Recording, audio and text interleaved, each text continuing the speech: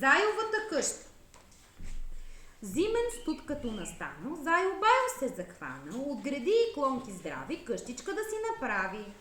Къщата му щом видяла, Лиса злобно се присмяла: ах, че грозна сива, моята ще е красива!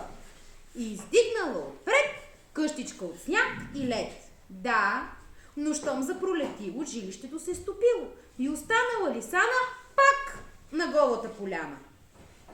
Зайо Байо се смилил, в своя дом я приютил, а лисицата веднага го изхвърлила през прага и останал за беда вън горкият на студа.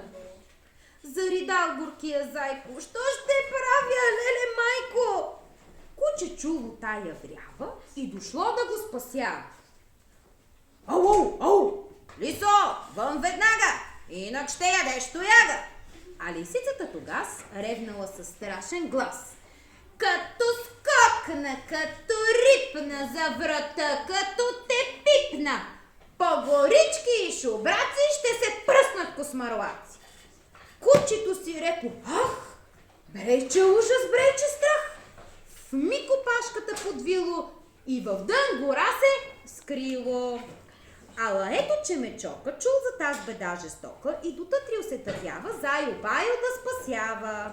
Грабнал донер грамадански, вдигнал го и ревнал кански: кома, Лисо, марш навън, ще те смажа с тоя пън! Отговорила Лисана пак със същата закана: като скокна, като рипна, за врата като те пипна, по горички и шубраци ще се пръснат космарлаци. Мечо тръпки го побили, на часа загубил сили и, макар че бил юнак, търтил тутък си на бяг. Зайо рекал: изглежда няма никаква надежда. Но тогас по пътя бял, Петлю Герест се е задал.